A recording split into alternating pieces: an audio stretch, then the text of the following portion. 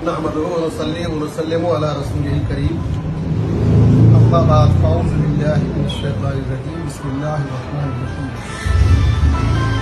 इन्न दीना इंदल्लाहिल इस्लाम। सदक़ल्लाहुल अज़ीम।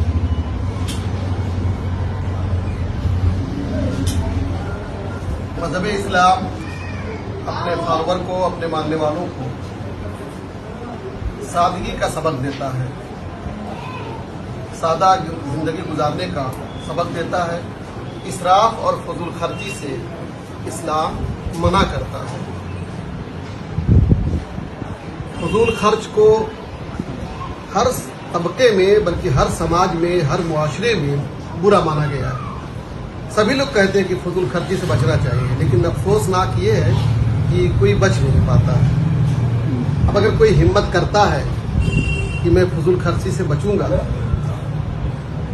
तो उस पर लोग तनकीद भी करना शुरू कर देते हैं। हालांकि सबका टारगेट यही कि फजूल खर्ची नहीं करना चाहिए। हर बाप अपने बेटे को फजूल खर्ची से मना करता है, लेकिन वही बाप अपनी जवानी और की ज़िंदगी में वो भी फजूल खर्ची से बच नहीं पाता है। फिर बुढ़ापे में जाकर बाप बेटों को डांटता है। तो ऐसा इसीलिए अमल नहीं हो पाता है। लिमा तक़ूलूना मा ला तफ़अलून।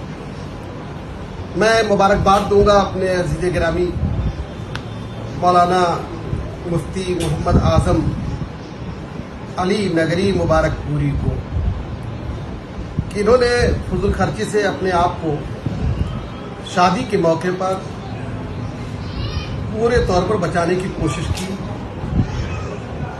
हत्तल इम्कान ये कामयाब भी रहे।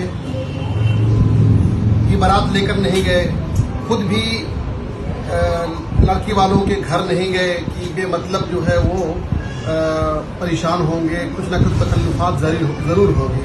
इसलिए कि अभी नया नया जब दूल्हा पहुंचेगा तो ये फितरी और अम्र है कि लोग समाज और मुआशरों को देखते हुए, ना चाहते हुए भी फजूल खर्ची में मुब्तला हो जाएंगे। तो बहरहाल मौलाना ने यह फैसला किया। ऐसा भी नहीं है कि मौलाना चले जाते तो नाजायज़ और हराम होता, बिल्कुल नहीं, नाजायज़ और हराम भी नहीं था। लेकिन इन्होंने इस रस्म को तोड़ने की कोशिश की कि मैं इस वक्त नहीं जाऊंगा। वो तो ज़िंदगी पड़ी हुई है आने जाने के लिए, एक दूसरे के यहाँ लेने देने की, तहादो तहाब्बु वो सब तो मौजूद है, इंशाअल्लाह होगा।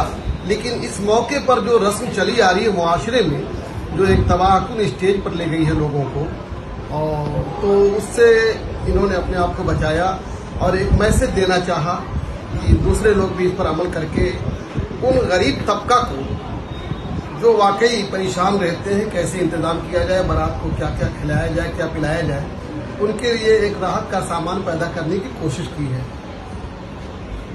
बोले मिस्ले हादा फलियामिल आमिलून। अल्लाह करीम लोगों को तौफीक अता फरमाए इस पर अमल करने की।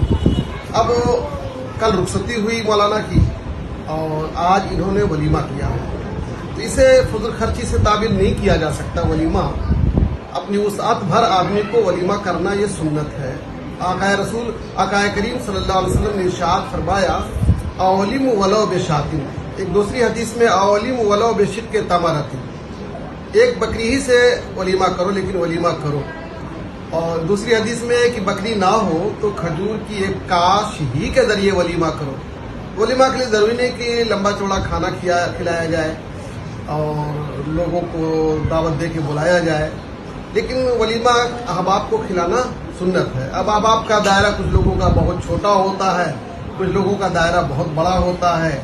मौलाना चूँकि समाजी, मुआशरती, तबलीगी, दीनी, रिफाही कामों में लगे रहते हैं, तो इसलिए अहबाब भी इनके मेरे ख्याल से कुछ ज़्यादा ही होंगे।